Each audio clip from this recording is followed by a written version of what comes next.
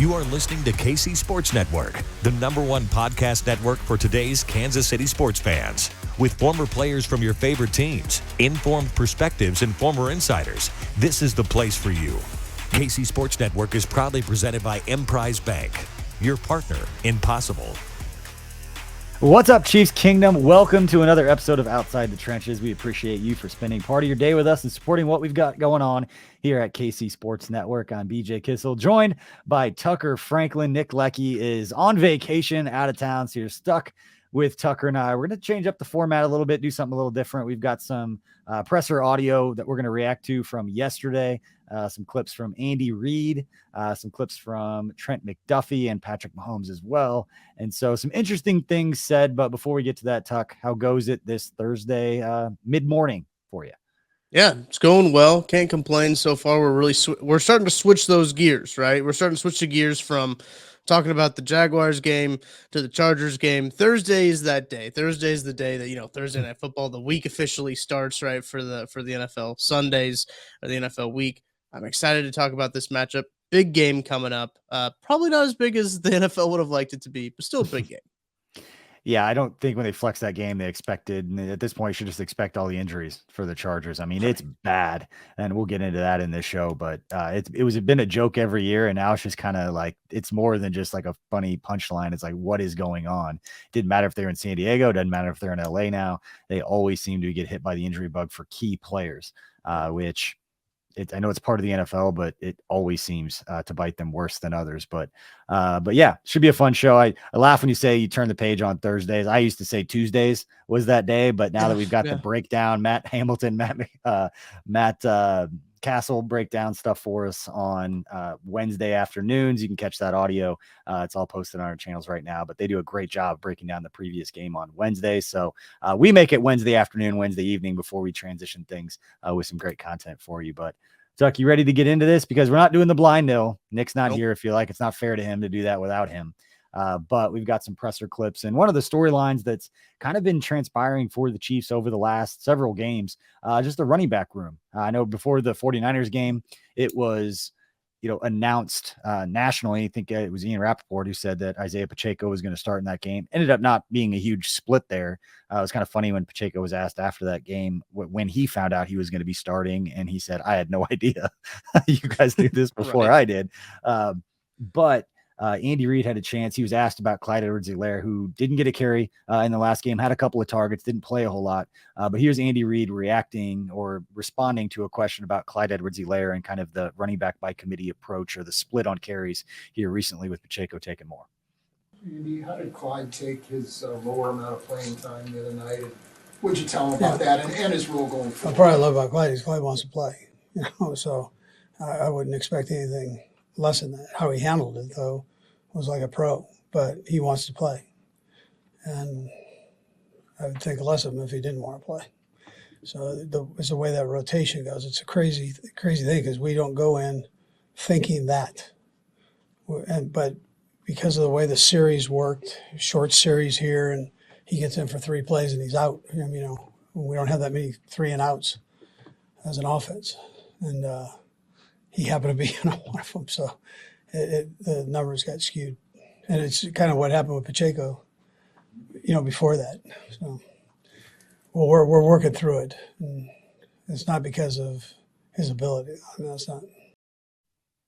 Now, interesting words there from Coach Reid, and kind of what you would expect him to say in that scenario. And you do have to kind of understand some of the context of, when Isaiah Pacheco got a series, like extended series, and Clyde Edwards-Helaire goes out there, it's a 3 and out. It's going to affect those numbers, but there's no doubt that they've leaned more on Isaiah Pacheco here lately. Ian Rappaport wouldn't tweet that out unless there was some message given to him that, hey, we're going to kind of transition and give Pacheco some more carries here. But it's interesting when you look the last time these two teams met. Now, granted, one carry kind of skewed these numbers, but back in week 2, Clyde Edwards-Helaire was the leading rusher for either team, and includes the Chargers' Austin Eckler, one of the better running backs in the NFL. Clyde finished that game with 8 carries for 74 yards, had a 52-yarder for anyone who remembers that late in the game that kind of sealed it. But Tucker, there's no beating around the idea or the bush here that Isaiah Pacheco is kind of getting the lion's share of the carries right now over Clyde Edwards-Helaire. Absolutely. And I mean, it's good to hear that I guess Clyde is handling it like a pro. I can't imagine that's an easy situation for him to be in, being a first round pick, a first round running back, getting drafted and selected, and then having now a seventh round running back come in and take the lion's share of the carries. We knew this was going to be kind of, I don't want to say an issue, but it was going to be something, a storyline moving forward. And when we talked about it in the preseason, when they kept full running backs on their roster, right? They knew that there wasn't probably going to Yeah. be one main guy, and there wasn't going to be a guy that they were going to rely on heavily. Running back's a position that, there's a lot of variables rely on what other people are doing at the running back position. And I think Andy kind of alluded to that as well. Not only is it on the field, but it is with that rotation. And he brought up the point about Pacheco. I think last game not having as many carries or not having as many touches as Clyde. So I think it is. I do see what he's saying with the rotation and everything like that. But you're right. It is clear that they want Pacheco to be that guy moving forward. Now it could be because maybe a contract situation, Clyde's coming up on a contract. Isaiah still has a lot of time left on his rookie deal, as in being a rookie this year. That could be part of it. But Isaiah's played a lot better than Clyde has this year. I like the way he runs. I like the way that he carries the ball. He had a fumble, but got right back on the horse, and it didn't seem to affect him after that. Yeah, I think that was a huge sign for Isaiah Pacheco in that game a couple of weeks ago, with that carry and what you're talking about. But, no matter what everybody on the outside says about Clyde Edwards-Helaire and who's getting the line share of the carries, who's the fantasy running back, all those things, regardless of Pacheco getting most of the carries, Pacheco's going to have a game or series or a stretch of games where he gets a little banged up, and that Clyde Edwards-Helaire is going to be right back out there, and you want him confident. You want him feeling good about what he's going to do. And he's going to have moments where he has to step up, or he makes a big play or a big conversion on a 3rd and short. We saw that against the Titans game. There's going to be moments where you need that player to step up, and it might not mean 150-yard game and highlights and box score stats and all those things, but you're still going to need every one of those guys to step up and make plays and get it done. And a lot of the talk about the running backs wasn't necessarily last week. We just got done talking about the game against the Jags. Pacheco had 16 carries for 82 yards in that game, and Clyde didn't have a carry. That wasn't just because one series went 3 and out that all of a sudden Clyde was going to have 16 carries in that game. They're definitely lean on Pacheco more, but you go back to the week before and you talk about the Titans game. Now, granted, their front was their front. But that was the game that Patrick Mahomes led the team with 6 rushes for 63 yards. The rest of the running backs had 13 carries for 14 yards. And that has led a lot of people to asking the question of if this running back room is struggling, especially after Isaiah Pacheco had fumbled. It didn't take long for social media to get in there and be like, what is going on with Ronald Jones? That has kind of been a thing going around social media. Andy Reid was asked about that on Wednesday as well. Yeah, so Ronald's a capable player, obviously. And it's the number. It all started back in training camp. I mentioned that a couple of weeks ago. So when you kind of lose out on the spot, now you got to wait till somebody gets banged up or sick or something of that sort, and until you get in. I mean, you're not going to dress more than 3 of them normally, and but we feel very comfortable with him being in there too. So. Yeah, so there's Andy Reid's answer on Ronald Jones. I think he's under contract. He's at the back of he's last in line right now, but if there's an opportunity for him to step up, somebody gets banged up, something happens, we need him on this roster to be ready to go. It's either that or, do the CJ Spiller thing where you cut a guy, sign a guy, cut a guy, sign a guy, just keep him on the practice squad or keep him on the roster, I should say, and just, wait for, an opportunity for him to get in there and play. Yeah, I think so. Running backs get hurt a lot in the league, and it's good to have multiple running backs that you do trust. I know he did seem to be frustrated towards the trade deadline, tweeting some cryptic tweets as players do at the trade deadline. But you got to think that this is a little bit better of a gig than what CJ Spiller had. Just he's on the active roster. He's just not active on game days. Not on the practice squad. I misspoke there, but he's just not active on game days. It's interesting because I don't know how that works for contracts and everything like that, or how his contract is structured if he has to play in active games. But it seems like a bit more secure of a situation for Ronald Jones. I understand he does want to play, right? And that's not easy for a guy to sit on the sidelines inactive on game days, but have to play. But it's good to have another guy at a position that suffers a lot of injuries that can step in at any time that you need him to. I think that was the kind of the thought process keeping 4. They've got 3 very capable guys, and if one of them does go down, they'll just throw another capable guy in there. I understand where they're coming from in that situation. Yeah, and Ronald Jones is only 25. I just looked it up because I wasn't sure. I knew he was younger than some people would expect just because he feels like he's been around for a while. But he's only 25 years old. So I understand why he wants to get out there and play. You look at his stats last year in 2021 with the Buccaneers. He's spent all 4 of his years in the NFL with the Bucs. Last year, 101 attempts, 428 yards, 4.2 yards per attempt with 4 touchdowns. So he played in all the games or appeared in all the games, but wasn't getting the kind of production or wasn't getting the ball as much as he had the year before. We had almost 1,000 yards, finished with 978 and 192 carries, averaged over 5 yards a carry. So he's only 2 years removed from almost being 1,000-yard rusher and talking Ronald Jones. So again, great guy to have on your roster. I would say the same thing for him that we just talked about with Clyde. There's probably going to be a time throughout the rest of the regular season where Ronald Jones's number is going to get called, where one of these guys gets banged up. But you just talked about it's not going to be above Clyde, and it's not going to be above Pacheco from what we've seen from him being kind of the lead guy right now. And the only other running back, we're talking about Jerick McKinnon. And I was just looking up these stats. Tucker surprised me. Jerick McKinnon has 1 less target in the passing game this year than McCole Hardman. Wow. Jerick McKinnon has 33 targets in the passing game, and Jerick McKinnon led the Chiefs last week against the Jags with 8 targets in that game. Now, it seems like in the second half, they're going to throw those little passes out in the flat, and he's going to get 8 yards in a big moment every single time, or the touchdowns. He is a perfect complement, perfect third down back for this team. We saw it in the playoffs last year. Everyone was excited to bring him back. And another guy that was excited about him was Patrick Mahomes. And he also spoke about the running back situation, specifically about Jerick McKinnon when asked yesterday during media availability. I mean, he has a great understanding of the protection plan. I mean, everything. That look that we got was kind of an unscouted look that we had gotten early in the season versus the Colts, where they used one of their linebackers to pick the tackle, and then the DN loops around. And earlier in the season, you might go with the linebacker because that's technically your guy, but he passed it off like he was an offensive lineman, man. And so for him, just knowing the protection plan, having that, like I said, that dog to step up and block a defensive end that's 6'5", 6'6", 280, and give me enough time to throw the ball downfield. I mean, that's what it takes in order to be a great team, is everybody doing their job. And it's special for a guy like that to take on that job and do such a great job of it.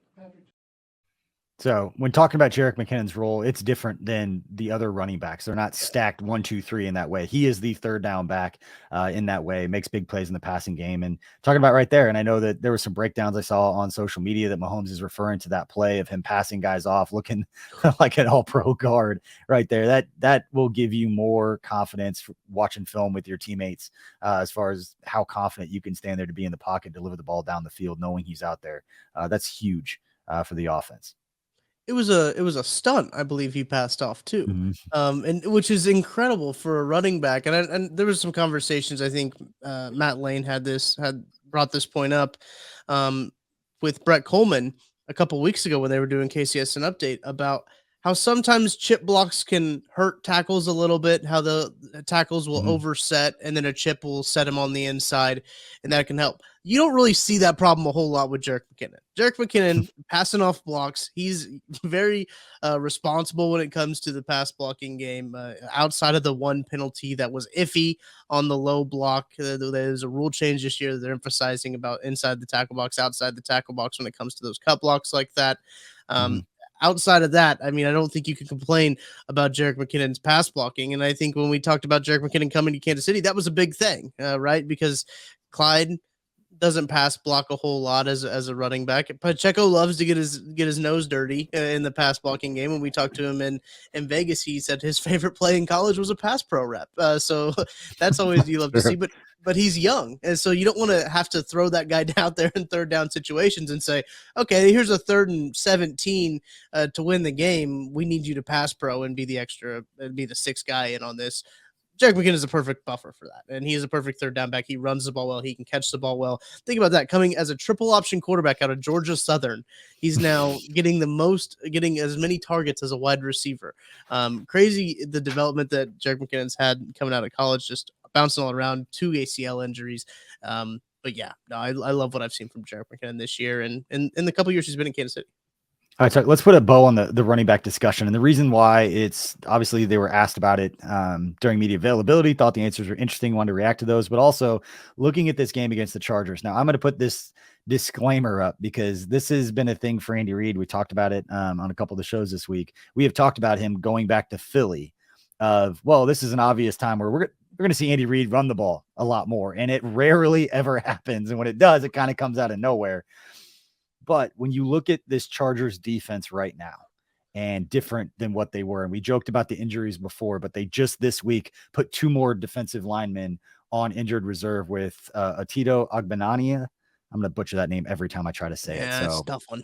Agbanania and Christian Covington going on injured reserve this week. They had already lost Joey Bosa and Austin Johnson, and they cut Jerry Tillery, their former first-round pick. So if there's an opportunity, and I'm kind of combining things. I'm combining the obvious, all of the injuries for the Chargers, and what Chiefs offensive coordinator Eric Bieniemy said a couple of weeks ago with, you can't get better at the running game unless you run the damn football. He didn't say damn, and I'm paraphrasing it, but that's basically what he said. You can't get better at it unless you go do it. If there's an opportunity for the Chiefs to go run the football and to try to get right with the Chiefs running game and those guys up front in the offensive line, this could be a game where the message all week is, hey, big boys, like up front, like we're going to get after it with you guys on this turf field, which we'll get to in a minute. But we're going to run the ball down their throat because we're talking about second, third string guys in some cases outside of Khalil Mack. They're going to be out there. They're signing guys off practice squads from the Browns who are probably going to play in this game. Maybe that means they're just going to get Patrick Mahomes more time to throw the ball. The first matchup wasn't like they were lighting it up statistically. Travis Kelce was the leading receiver with 5 catches for 51 yards. And that was when they were fully healthy, obviously. But this could be a game where the Chiefs running backs in that running room really gets it going, which is why it's interesting that they were talking and the media was asking about the running back situation. I could see that happening this week, Tuck. Absolutely. And I kind of talked about this a little bit with Ryan Tracy on KCSN Update for Thursday. What's the Chargers defense going to do? I mean, they have Derwin James. Do they bring him up to try to stop the run? Once they bring him up to try to stop the run, it's over at that point. And then you also have to factor Kadarius Toney into this whole thing of like, okay, how does he get into Kadarius Toney? Who's going to cover Travis Kelce? There's a lot that I don't think that the Chargers defense can cover, right? Offensive scheming, offensive like game planning is about putting defenses in conflict.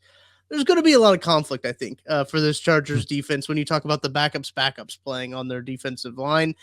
I do think the Chiefs really do need to assert their dominance and run the ball and just kind of run right is what I know that the Titans say that a lot. Run right, run left was with Taylor Lewan, but it's going to be interesting to see too. Andrew Wiley dealing with that elbow issue. Is he going to come back? Who's going to play? Prince played very well in his absence. Prince Takawanogo. So be interested to see kind of how he develops. Looking at the injury report from there, Andrew Wiley was a full participant. So on Wednesday, which is a good sign on a Wednesday practice being a full participant. Andy Reid said he had a brace on. So I think that's going to be a big factor in kind of how they play. They should, we say this with asterisks around it, right? Make it an italic. I'm saying this in italics. They should run the football. We all know once we expect the Chiefs to run the football, they probably won't. It could be one of those games where they get up like 24-0, right? 24-0 early, and then they try to run the football. Andy Reid takes foot off the gas, run the football a little bit that way. I think that would be how I would like to see this game develop pretty much.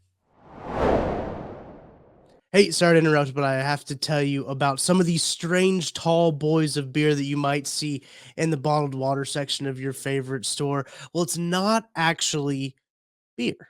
It's a liquid mountain spring water company from the Alps, and it's called Liquid Death. And you might be wondering, Tucker, why is it called Liquid Death? Well, let me tell you, it's because they'll brutally murder your thirst. That's right. Not only are they going to brutally murder your thirst, they are going to brutally murder plastic pollution in the process. It's wonderful with their infinitely recyclable aluminum cans.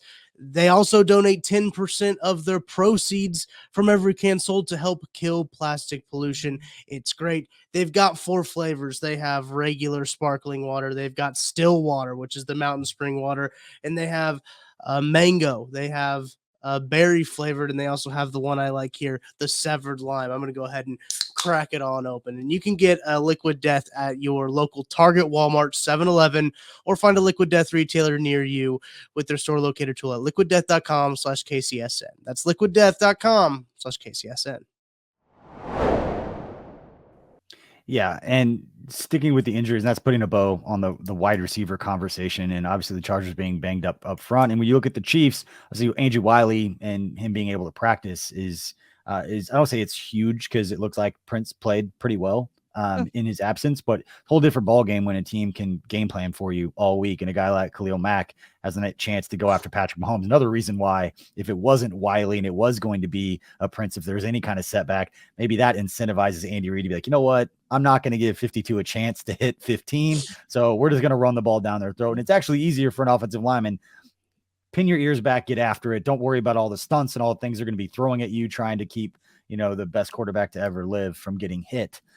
We want to just get after it up front. We feel like we can win up front by just running the football. This could be a game for that. But if the Chiefs, and they're going to be obviously aspects of the passing game, the Chiefs wide receiver room is a little banged up, obviously, right now, too. Juju Smith-Schuster in concussion protocol did not practice on Wednesday, and neither did McCole Hardman with his abdomen/illness. Marquez Valdez-Scantling with an illness did not practice for the Chiefs, and then not a receiver, but Chris Lamont's the other one who did not practice for the Chiefs. So looking at basically three heavy contributing wide receivers for the Chiefs, with McCole, Juju, and MVS not practicing for the Chiefs, makes the Kadarius Toney trade that much more important going into this one. But you're looking at guys, depending upon how this plays out, especially with, I would not expect Juju to play, just to put that out there right now. I would be surprised, even if he cleared concussion protocol, when they go into that fencing kind of position, that was scary to watch and not something that I think a player should come back from a week later. Tuck, before we get to the rest, do you agree here? Yeah, I think it's easy. I think it's an easy no play. I think it should be an automatic no play if you do have that fencing response, at least for a week, if not more. I know that there was a lot of conversation around Tua's fencing response because his concussions happened. Well, concussions, I should say in air quotes, because it wasn't officially a concussion, but there's still a lot to come out from that. The back injury. Right. His back injury and his concussion happened so close together. 2 concussions in, like, I think it was 4 days can kill you. So I think it's a very sobering thought. And it's something that the NFL, while they have done a good job addressing concussions and they did adjust the protocol after the Tua incident, I think it's still something that they do need to add is if you show any signs of a clear head injury, you probably need to stay out at least a week. Yeah. And the good news for the Chiefs is they've got one of the best, and Rick Burkholder, their vice president of sports med performance. We talked about it before. The Chiefs are lucky to have somebody like that. He's been with Andy Reid for so long. And we talked about it before. You rarely see Chiefs players coming back from injury and then re-aggravating an injury. They're always ready to go. So it's Rick, his staff, David, Evan, all of those guys, and Tiffany and Julie. They do a phenomenal job getting the guys ready to go. So if those 3 guys do not play, though, you are looking at Kadarius Toney. You're looking at Sky Moore, perhaps like a Marcus Kemp coming up. But another guy that Patrick Mahomes was asked about on Wednesday is Justin Watson, the darling from training camp who's been stepping up, making plays. Here's what Patrick Mahomes had to say about Justin Watson on Wednesday. Yeah, I mean, he's made a lot of big catches and big parts in games. He does a great job of blocking. It's crazy. Like at the end in that last game, whenever we had some guys go out there back to back, he was kind of telling guys, "Hey, you go to this position and you take Juju's role, you take Marquez's role," and he knows every position on the football field, and he just wants to go out there and have success. So having guys like that, and I mean like that we have in the whole receiving room now, I think we'll be fine of just going out there and executing the offense. So again, we're connecting dots here. Chargers defensive line banged up, Chiefs wide receivers banged up, right tackle kind of iffy. He's a full participant, but dealing with something. The recipe is here for the Chiefs to run the football. But if they do need to make some big time plays, we've seen from Justin Watson that in big moments, Patrick Mahomes is not afraid to throw it to Justin Watson or Noah Gray or any of these other guys in these high leverage situations if the defense dictates that they get the ball in that scenario. Specifically against the Chargers too. He had that big catch. It's a play that we highlighted a lot on the breakdown. I think we've talked about it twice because we talked about the best plays during the bye week, and it was one of those that the Chiefs schemed up a way to help the pass protection to slow down Bosa and Mack. and with the way that the inside guys released and Justin Watson goes out, makes a great catch. I believe it kind of iced the game for the Chiefs, put them ahead at least. I think in that game. Can't really remember specifically, but it was a big play for Justin Watson. Patrick Mahomes trusted him through the ball deep. I'd be interesting to see the personnel groupings. Maybe the Chiefs run with a little bit more 13 personnel. They throw all those tight ends out there. Jody Fordson getting healthy again. Noah Gray. So maybe say, okay, we feel a little bit more comfortable with our tight ends. Let's run with Justin Watson as our one. The damn ball. BJ, I'm not there yet. I'm saying they're still going to figure out ways for Patrick Mahomes to throw the ball. They need to run it, but they're going to throw it 35, 40 times. It's the wide receiver segment. We're still talking about run the damn ball. If there was ever a show that Nick is going to be upset that he missed, it's this one, because all the signs are pointing to the Chiefs running the football. Here's one, Tucker. Do you feel that Isaiah Pacheco will get 20 carries in this game? Ooh, if we set an over-under of 20. All right, what's the over-under got to be for you to stall at least a little bit? What about 16? He had 16 last week. 16 is probably good. 16 is probably a good number. I think 20 is high. 16 and a half. Make it 15 and a half, and I'll take the over. I think it's going to be between 16 and 20. Yeah, I think it's going to be closer. I think 20 is too high. I don't think that I don't think Andy Reid will run the ball 20 times. Now, depending on if the Chiefs come out and have like a quarter like they did against the Bucks in, what was that, 2021, where they came out and had a historic scoring half of yards and everything like that. I think that could kind of skew things, right? If they get out to such a big lead early, they'll have a lot of carries. But I'm not better ready. One. Here's a better one. So not just on Pacheco, but just the running back group as a whole. Okay. 21 and a half. That is a good line. And I don't know yet. I'm thinking through this as we do this, whether or not we're going to count like the jet sweeps, like the McColl getting a jet sweeping going, because that's considered a rush, or Patrick Mahomes scrambling. So much man coverage as they're playing sets itself up for. Yeah, Mahomes I don't know a little bit. I don't know if I would count Mahomes carries. I wouldn't. Yeah, those are not designed, but designed runs. Okay. And we'll keep the jet sweeps in there. I don't know how many they're going to do because, Derwin James could shut that stuff down. But Kadarius Toney, and it's an extension. Like it's kind of like running the football, but it's kind of like, you know what, we're still going to get our guys on the outside and try to make a big play. Right. But we'll count those 21 and a half carries for the Chiefs in this game, not including Mahomes scrambles. I'm curious to how many plays they ran the last time they played the Chargers. Probably like around 70 something, right? So I think I'll go with the over. I'll feel optimistic. Chiefs ran 54 plays last time. Okay, so they're in 54 plays against the Chargers. So you're saying that they're gonna run 20. So 22 would be the over. 22 run plays to 30 something. 32 run pass plays. Yeah, I'll take that. I'll take the over. Mm-hmm. Yeah, I'll take the over. I think it might not be like all of a sudden they come out and run the ball 25, 30 times and it's a 50-50 split, but I definitely think that percentage will be higher or more skewed towards running the ball than we've seen so far this season. So wish I had those numbers in front of me of what the closest has been. Some of those get skewed if they're up by a lot and they start running the football a lot at the end. Right. Kind of like what we just talked about with Clyde, having the 74 yards on 8 carries. And one of those was a 52-yard carry. Can't always take those out because those big plays tend to happen and those have to be counted over the long period. But let's flip to the Chargers side, talking about their receivers being a little banged up as well. I saw this stat on social media and I apologize. I don't remember exactly who put it out there, but Keenan Allen and Mike Williams, the two top receiving targets for the Chargers, have only played 60 minutes together so far this season, because they've both been pretty banged up and injured at the same time. So 60 minutes combined, they've been on the field together. And it looks like, at least for Mike Williams, I saw a tweet from Lindsey Theory, I believe, covers the Chargers, said that when they asked if he was going to play, he said maybe, with a big smile on his face. So basically saying like he's going to play. Keenan Allen, maybe be a little bit different. He tried to come back and got re-aggravated and said, I'm not coming back till I can play a full game. I'm not going to put him on a snap count because it didn't work last time they tried to do that, which was, I think, 3 weeks ago. And then he'd been out the last couple of weeks. So they're banged up. What does that do for the Chiefs defense and these young DBs, Tuck? I'm really interested to see with the young DBs versus this wide receiver, because the last time these two teams played, a pretty big piece of this defense it wasn't playing in Trent McDuffie. So I'm excited to see what Trent McDuffie can do. Mike Williams is kind of everything that Trent McDuffie isn't, right? When you talk about a long guy who's kind of tall, Trent McDuffie's a little shorter arms. I don't think that will be the matchup, right? I think LeJerry Sneed obviously will go with Mike Williams, but if Keenan Allen comes back, I'm very interested to see how Trent McDuffie covers that, how Joshua Williams, how Jalen Watson cover those guys, because that secondary's been playing well. Those rookies have been playing well.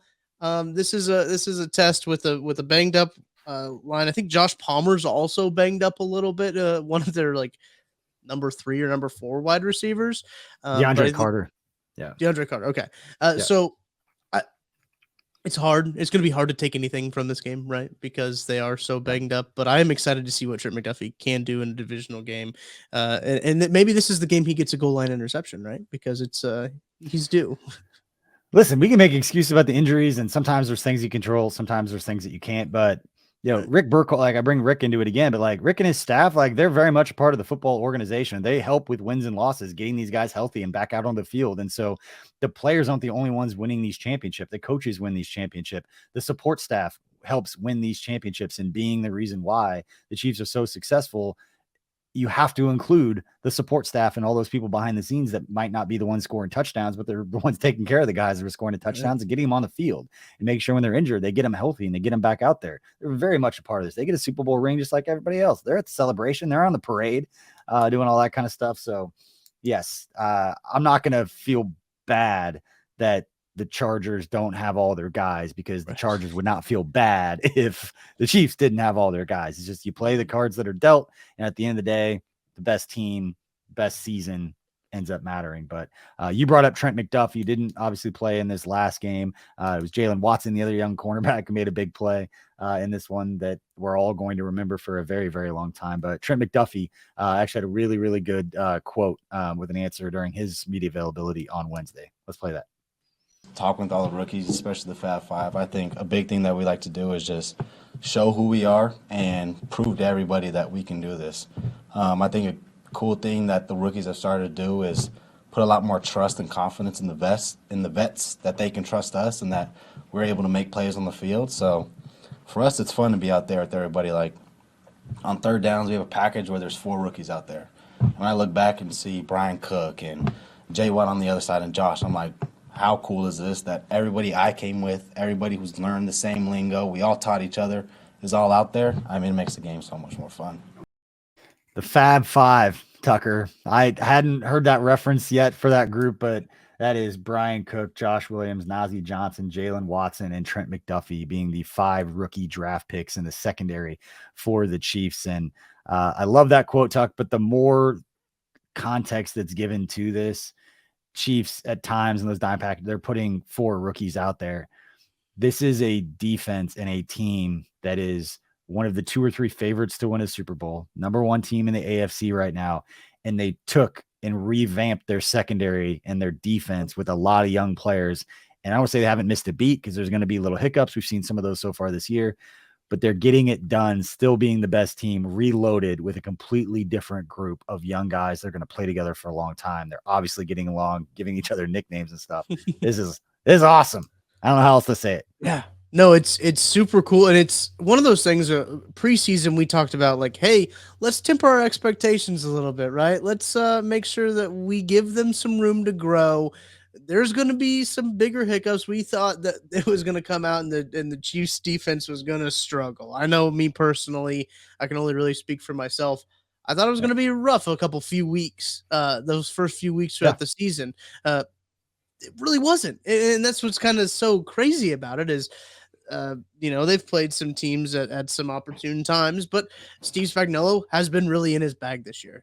Coordinator of the year, should he be in the conversation? Maybe. But will he be? No, he probably won't be. But I mean, he's in really. We talked about it. Remember, like he liked veterans. He didn't like young players because they didn't necessarily understand the complex defense that he was running. And I made the point too, Tuckers. I know I started to butt in here, but like, I was one of those people that was like, there are going to be hiccups with a young defense. There's going to be those learning experiences early in the season.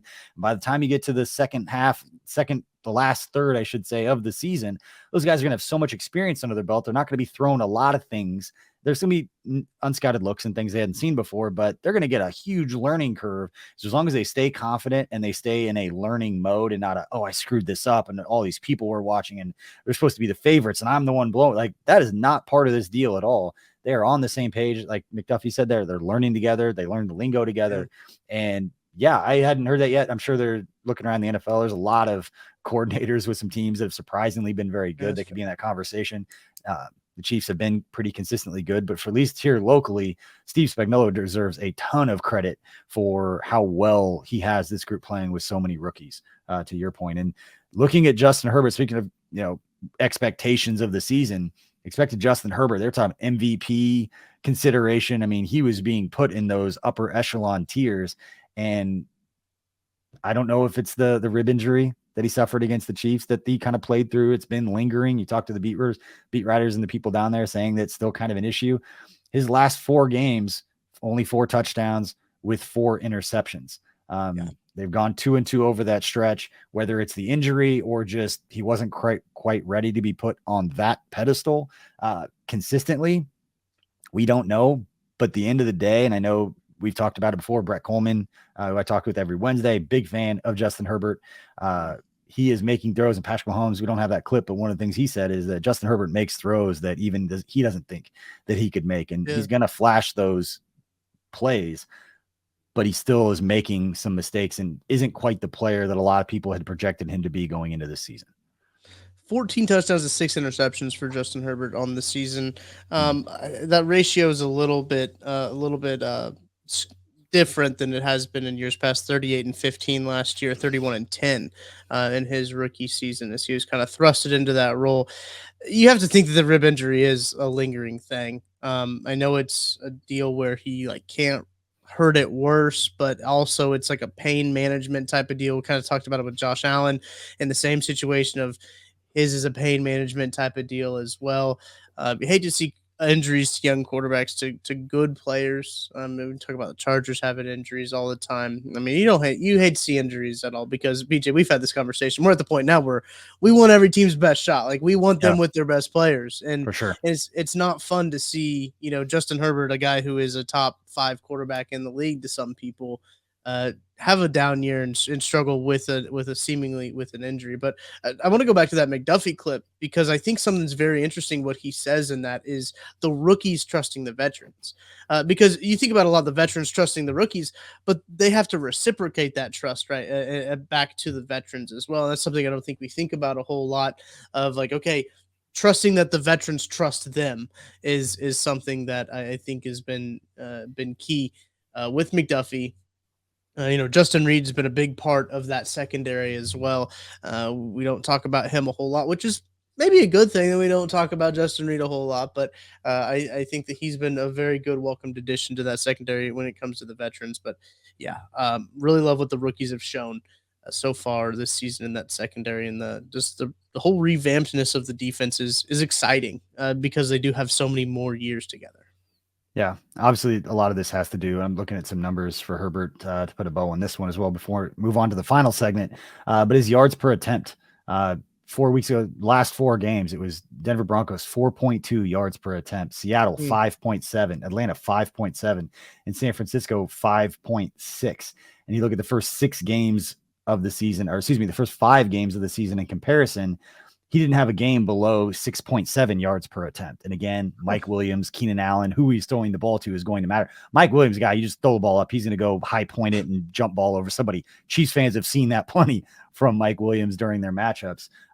But it's definitely over the last 4 weeks been something that has been an issue for them. So if Mike Williams is back, expect them to push the ball down the field. But if Mike Williams doesn't play in this game for whatever reason or isn't 100%, that's been kind of the thing. That's not that big play offense that you'd come to expect, especially from a guy with the arm talent that we see from Justin Herbert. But if the Chargers have any chance of winning this game, it is going to be Justin Herbert delivering the ball down the field and keeping up, because they're not going to stop the Chiefs from scoring. They do not. They're too banged up on the defensive side.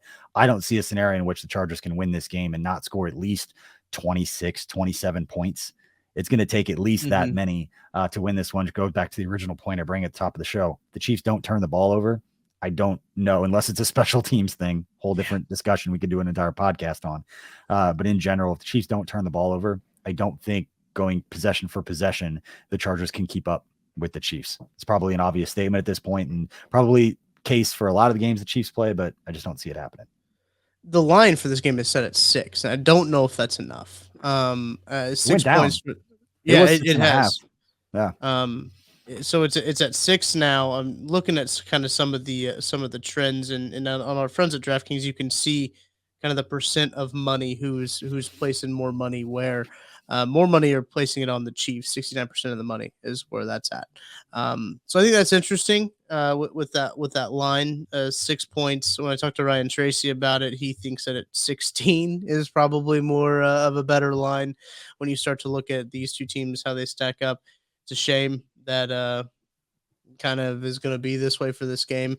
A big game in terms of the AFC. If the Chiefs do win it, they all but lock up the AFC West. When you look at how many games they have left, they still have both games against the Broncos left, which is kind of crazy to think about, that the Chiefs could kind of they could unofficially lock up the AFC West without I called playing it the Broncos. I called it a de facto AFC West championship. They're gonna have a 3-game. They win this game as a 3-game lead in the division. I don't see them not. I don't see a team like the Broncos all of a sudden figuring it out after they already they traded their second best defensive player. Patrick Surtain Jr.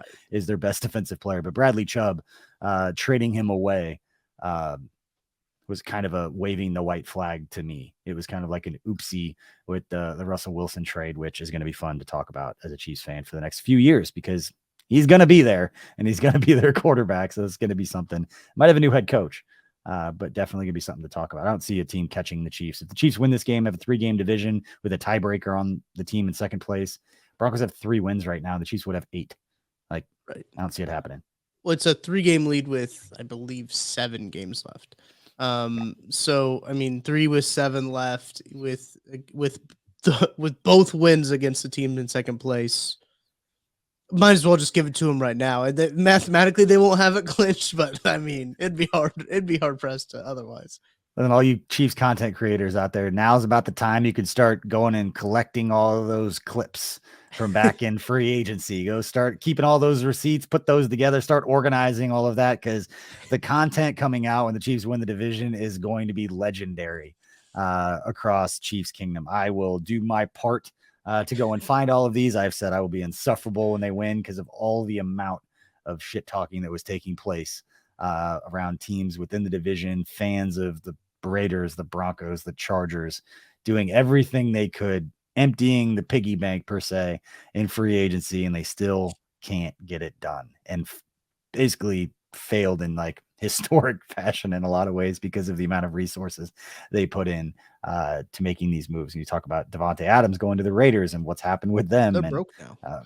They're broke. They're cutting all their player. Like, it's a mess over there with the Raiders. But yeah, let's move on to the final segment. This one is kind of fun, kind of interesting, because it's been kind of a thing. It's kind of like the players all got together and was like, hey, we're going to make a point to talk about this. Saw Cooper Kupp with the Rams for his injury, which, now saying that out loud, I don't know if it has anything to do with where it's being played. I saw that injury. I don't think it didn't have anything to do with the turf, I don't believe. No, because he tweeted this before that. But guys talking about not wanting to play on artificial turf and playing on real grass. Now, Andy Reid was at, we'll start with Andy Reid's comments when he was asked about turf versus grass. Let's run that right now. This was yesterday during media availability. A different health and safety issue from concussions, but SoFi Stadium's turf has been in the crosshairs a lot. Where do you stand on artificial turf, natural grass? Yeah, listen, I mean, I prefer natural grass. I've listened to all the studies, the density studies. I've seen all the different compounds that they put into.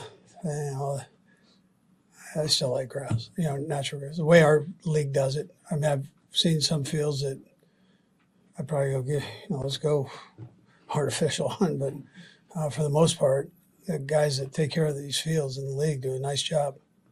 And the grass fields, I'm saying. And the turf. I mean, they make it as good as they can possibly make it with the turf, with the artificial turf. But I would prefer regular grass. Got a definitive statement from Andy Reid on a question there from AP's Dave Scaretta with a great question that leads to a lot of really good conversation across the league with some stuff that we talked about. Some players have been talking about DK Metcalf's injury with the Seahawks seems to be somewhat turf related. And a lot of it has to do with SoFi Stadium and this $1 billion stadium having this crap turf that is getting players injured.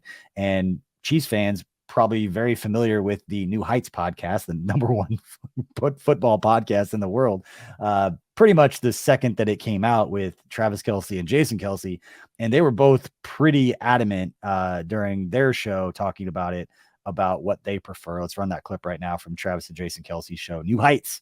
All NFL games should be played on grass fields. Take care of your players, man. It is a joke. I hate playing on turf. I think it's silly. The ground's harder when you hit it. More concussions happen on turf because of how the players' helmets hit the ground. Some cleats grab more. Some cleats sit on top of the turf differently to make it more of an unstable surface, which puts more pressure and like strain on your joints. And scientific. Okay. I do not play around with this.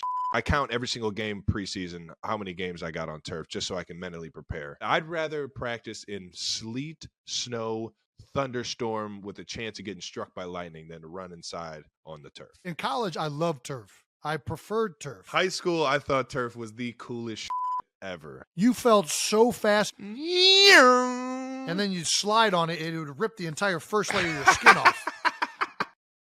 I just wish that we knew how Travis Kelce really felt about turf. Right. Yeah. No, no veiled statement from Andy Reid or Travis Kelce there. And the NFLPA was running a campaign on Twitter, #SaferFields. If you follow the NFLPA on Twitter, I'm sure you saw this because I believe it was the Saturday before last Sunday. They were retweeting a bunch of just player tweets that with #SaferFields, just getting it on the timeline. This has been an issue for a long time, right? I believe I saw somebody tweet out that a big reason that Arrowhead has turf now is because of Joe Montana when he came to Kansas City in whatever year that was, 93 maybe. Yep. And look at that. That was off the top of the dome. Not a baby. Nate Taylor, friend of KCSN. Our that's right. Tuesday guest on KCSN Update put that out there. I've never heard that before until he put that out there. Yeah. No, I thought that was very interesting that he said, no, I want to play on natural grass. They said, all right, yes, sir. We will get you a natural grass field. So, yeah. You hear people talk about it with SoFi now. The stadium that I always heard people in the field was Indy. That was the one that guys hated playing on. If you remember the game a few years ago where Alex Smith got his head hit and it was going to be a concussion and they said it was an ear thing, which is a little strange at the time, but like that had everything to do with that turf. I know guys hated playing on that. And for anybody who's ever been up to training camp or everyone who's been to the Chiefs practice facility, we knew that Andy Reid didn't like turf before because they don't practice on field turf. They've got a field turf field at the Chiefs practice facility that they do not use for anything except when like they do the flag football, like youth stuff, and the kids come out there and they use that field to run around. They have grass fields that they practice on, and the other one just kind of sits there. It's one that Mitch Holtis walks back and forth on doing his walks, watching practice during OTAs. That's basically Mitch's field at this point. Mitch and the flag football team's field. I used to walk over and like walk back and forth with him talking about whatever we had going on or, storylines, whatever it was. But they have that. And anyone who's ever been up to training camp, they use it for like the Play 60 stuff. The stadium field is turf at Missouri Western. And I think maybe Reed's first year, as before I got there in 2013, they used it for like a night practice once because it set the record for most people at a training camp practice. And that's why I always knew when they keep track of like, when have we had the most people, that it was never going to surpass that because they use the stadium for the one and they've never done it again. The entire time I was with the Chiefs, they never used that field for players because they don't want players running around on turf. And Travis Kelce just explained why.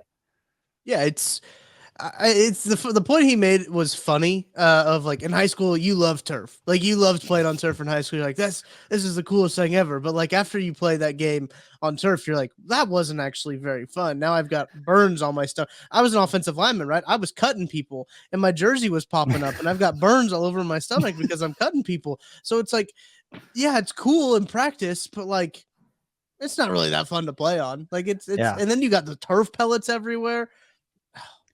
The other one I remember, and I think they've gone to grass since then, because I think they fixed it right after this, but Arizona, a number of years ago, when we played there, I remember walking around with Dave Tobe. It was actually Anthony Sherman before the game, and they were looking at the seams down. And I think I even took a picture and like tweeted it out. They were like, yeah, go ahead. Like, put them on blast. Like, this is bad. Walking around, and they were getting officials over looking at it. It was awful. I mean, there were 3 to 4 inch gaps on the field between the hashes where the seams weren't coming together. And it became such an ordeal pregame that game that I think they went ahead and fixed it right away. But there's no excuse for Kroenke and those guys with some of these fields. And I think Arizona now, there's a few teams that are a few places that do it where they're literally like, take the, like in the domes, they'll take the grass and like put it on some rollers and like sit it out in the sun and then bring it back in before the game. So it's playing on real turf. I think, the Raiders' new stadium, I believe, does. I could be wrong about that. I think they do that. But for Kroenke in $1 billion stadium, knowing that maybe it's a few 100,000, whatever it is, I'm just making numbers up, but they've got to take it. To Kelsey's point, take care of your players. And it's a horrible look for the NFL and all the money that they're making, that these kinds of storylines and players will come out and speak very openly about, take care of us. Like, this is bad. Yeah. I think what's really interesting too, I saw some of these tweets that are coming through, is NFL stadiums are very quick to, okay, a European soccer team is coming to play in a preseason match. Let's make sure that they have grass. They're quick to do that. But once it comes to their actual playing surfaces for the team that they host, turf is fine. Soccer players won't play on turf. I mean, obviously, they don't like it. And basically what's happening now is players are saying, we don't want to play on turf. We want to play on grass. And I'm sure we'll see some field changes within this offseason. Yeah. Or Shakira concert, all kinds of reasons that all kinds of things that pop in. But luckily for the Chiefs, they're obviously going to have grass out on their field. But Travis Hogan, the system that they got underneath, when I was at the Chiefs, I wrote an article once on like the heated field system that they had underneath. That, because you go down there and even when like everything's frozen and all of that, like the grass is, let's say it's warm, but it's soft because they turn those heaters and those heating coils underneath the field. And the water, like the tubes, like we sent pictures out. You can go back and find them on social media of the system that the Chiefs have underneath their field. It's crazy how much effort goes into that. And the Chiefs did that with an older stadium at Arrowhead, and you build these brand new stadiums and you can't do anything similar. Like it's a bad look. But what's not a bad look is we appreciate everybody for spending part of your day with us listening to this episode of Outside the Trenches. Tuck, what do you have before we say bye to everybody? I just want to say thank you to Five Farms, Charlie Hustle, for supporting us with some great merch. BJ's wearing the hoodie. I'm wearing the shirt. Go check that out. Link in the description below. Whether you're watching on YouTube or the podcast, got to make sure that you go get that hoodie. Incredibly comfortable. The only time I've taken it off was when BJ and I are wearing it at the same time. That's the only time I take it off. Yes. No, we appreciate that. And yeah, it's good weather for a hoodie. It's a good weather for some hot chocolate and some Five Farms. If you like drinks, like your coffee, your hot chocolate, throw a little Five Farms Irish cream. It's not been bashful about saying this, even going back to before Five Farms sponsored this show, that it's my favorite product from Holiday Distillery. I absolutely love it. You know what? Not even planned. Always got some not too far from me. So go grab that. That's what it looks like at the stores. You will not be disappointed, I promise you. But we appreciate, again, you for spending part of your day with us. Please hit that like and subscribe if you're watching on YouTube, or follow us on social media. And for everybody that's hung around to the very end of this show, we've got a couple special announcements coming up over the next couple of days. I'm going to leave it there. Say we got some cool stuff coming up. One's with the foundation, and maybe adding some new channel to the old network. We'll have that announced here over the next 24 hours or so. So anyway, appreciate you all. Have a great day, and we'll have plenty more content getting you ready for Chiefs and Chargers on Sunday night.